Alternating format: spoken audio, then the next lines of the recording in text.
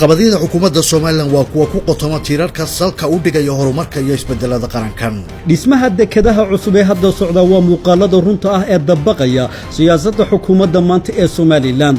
dib u soo celinta qiimaha shilinka Soomaaliland waa adeegyada lagaga hortagayo sicir bararka.